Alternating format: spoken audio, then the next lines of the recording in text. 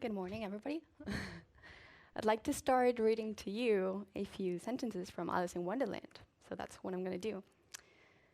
Alice looked around her at the flowers and the trees, but she could not see anything to eat. And then she saw a large mushroom near her. It was as tall as she was. She walked across to look at it, and there, on top of the mushroom, was a large caterpillar, smoking a pipe. After a while, the caterpillar took the pipe out of his mouth and said to Alice in a slow and sleepy voice, "Who are you?" I don't really know," said Alice.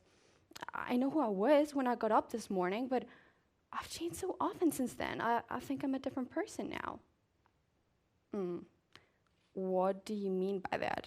said the caterpillar. Explain yourself." "I can't explain myself," said Alice, "because I'm not myself, you know." "I don't know," said the caterpillar. "Well, it's difficult to describe," Alice replied politely. "One minute I'm very small, and then the next minute I'm as tall as a house, and then I'm small again. And usually I stay the same all day. Changing so often feels very strange to me." "You," said the caterpillar in a very unfriendly voice. "Who are you?" They were now back at the beginning of the conversation, which was not very helpful. Alice felt a little cross and decided to walk away. Good. How many of you have ever felt like Alice in this extract from Alice in Wonderland? Please raise your hand. Nice. All right, I'm not the only one. Perfect. Well, I have to admit that just as Alice, I don't have the answer for the question, who are you? So if you were here in order to know the key of life and identity, you can please go, because I'm not going to say it. I'm no expert in philosophy. I'm no expert in psychology. I'm just no expert whatsoever. But what I'm coming here to say is that during these 19 years of coexisting with myself, I've realized that identity is one of those subjects that comes with internal issues. And so I've had multiple times of coming with issues about my identity, but I've realized that there are ways to treat that identity that may feel better and worse. And so I'd like to talk to you about two situations, let's say like that have come repeatedly in my life and that have been pretty conflictive, and that I've realized I can treat away, actually. And so the first one has to do with simplifying way too much. So when we think about identity, we come to terms with this really big, large idea, notion that we can't really describe. And why is it? Because it's bigger than ourselves in a way.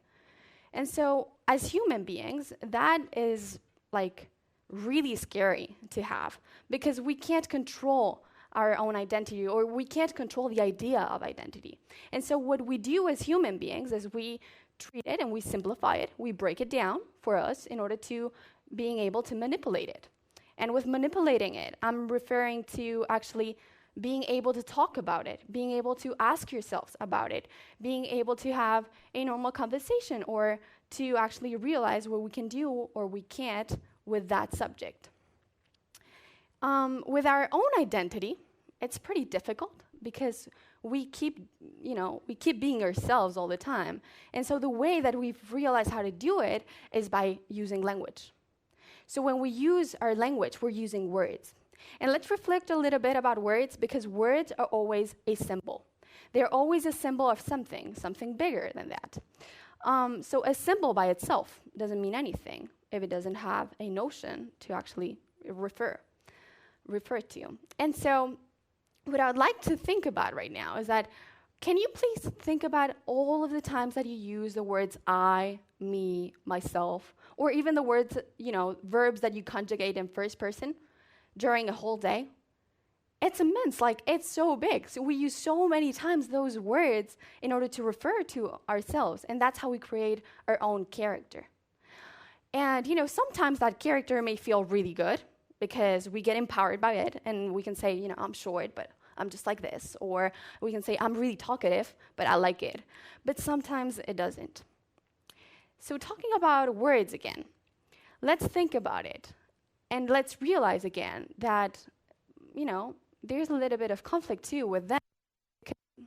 Hello. Oh, hi. Because actually, there are no actual synonyms. There are no real synonyms. And when we use a word, we're not using the other ones. And so sometimes when we refer on ourselves and we talk about it ourselves, we're using some words and leaving aside other ones. And that, choosing between one and the other, may be pretty conflictive. So when I was about 16, I left to America for a year. I was an exchange student, and I was in Dallas. And I remember getting all of these questions over and over again, and I hated them. Let's be honest. The one that they asked me the most was, "What's your name?" And I hated it. Why? It may sound stupid right now, but it was really difficult to answer. Because at that point, I would say, well, my name, my parents gave me a name, and my name is Isabel Tanco. But if I say that, it feels like I'm an ID, so I'm not going to say that. So then I thought, well, what about Isabel Tanco? And I would ask myself, well, if I'm saying Isabel Tanco, I'm using my first last name, which refers to my dad's heritage, but not about my mom's. So why do I do with that? I don't like that. Let's change it. So I said, well, what about Isabel? Nobody calls me like that. I don't even call myself like that. So I was like, well, we've got a problem right here. What do I do from now on? And so I call myself Isa, because it's easy. People just understood it. They could name myself, and they could pronounce it, which was a really good thing to do. So at that point, I realized, well, actually, I'm leaving aside all of these names that refer to me too. So, right now I feel good about it, but what about in another moment? Let's leave that question aside. Other questions that people ask me all the time and that were even more difficult and that come with this subject are questions like, where do you come from? That was probably the most hard question to answer during my whole year there. Why? Because at first I would say Barcelona, but then I would talk to myself and be like, well, Barcelona refers to my academic life, but what about my social life with my friends?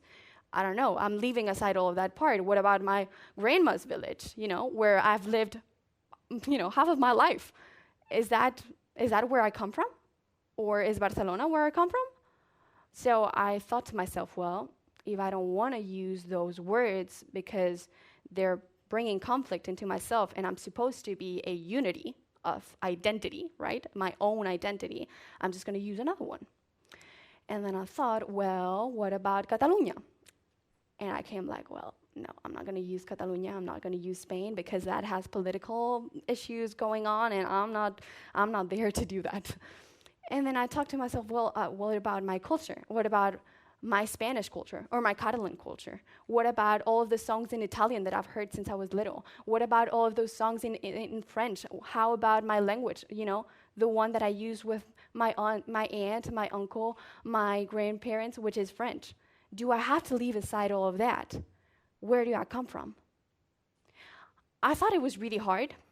So at the end, I would just pick one. I would pick Barcelona because it was easy and everybody understood what Barcelona was from being from the United States. But in myself, I had that question. I had that question all again, over time. And so it made me really uneasy, made me really uncomfortable. And that uncomfortness can actually relate to the second issue I had over time, which has to do with change. How many of you have ever had this one person in their life who told them, well, you're this way, and they're really picky, and they choose the word that makes you feel really angry about because you don't want to be that person? Like the one that says, you talk too much, or the one that says, I don't know, maybe you're always angry. You always look angry. Like one of those, because I've had them all the time. So when I was little, for example, I was about 8 years old maybe or something like that. I was pretty jealous. I had this tendency to be really jealous about some things, about maybe my dad or maybe, I don't know, my cousin, whatever it was. And I remember that sometimes people would come to me and be like, well, that sounds like jealousy. And I would be like, would I do with this? Am I supposed to stick with this all the time? Am I supposed to change? Am I supposed not to change? Like, how can I change it right now? Because I don't want to be like this. Because it made me really uncomfortable. So when I was preparing this talk, I realized, how long has it been since I felt jealous, since I was 8? And I got to think, well, really, I don't even know how jealousy feels like right now, because it's been years since I don't feel like that. And I asked myself, well, then what is it? What is it that makes myself who I am, if not jealous, if not all of the things that I used to call myself? Is it possible that I've changed so much that I can't recognize myself in that 8-year-old? I really like to see human beings as plants. I know it sounds weird, but let's think of a seed. A seed is probably a promise of a big plant. But that plant will be one way or the other, depending on how much exposure it gets to sunlight, or how much exposure it gets to water, or other factors, other variables, right? Well, I tend to think as human beings, as plants, because what happens around us, and what happens with our genetics, and what happens with all of it, will actually determine who we are and who we're going to be. And so, after all of this speech, which probably will be helpful for some and not helpful for others, I'd like to encourage you to think that we are much more than the character we are supposed to be or we create for ourselves. And I know it may sound cheesy, but it is. You are much more than that, because we only give words to the things that people let us know that are important for them. But what about the way you move your hands, or the way you speak, or the way you interact with others, or the way, the way you smell? That has to do with you too. So I'd like to encourage you to get out of this room and think about all of those symbols that relate to yourself, to take good care of them, to actually like them, to be comfortable with them. And with the ones that you don't feel comfortable with, then just change them. Use them as a way to grow. Use them as a way to think, well, maybe I'm not feeling really comfortable with this, and my goal in life is to be happy, so why don't I look for the actual issue right here, which has to do with my internal issues, and I do something with it, something constructive. I'd like to think that some of you would do that, but maybe some of you think that it's just way too much. It's a lot of effort. It is. It's a lot of time. It is. And so if you don't want to do it, you're more welcome to do it. And so I'd like to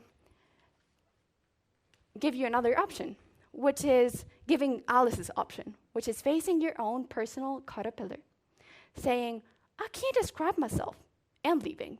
Thank you very much.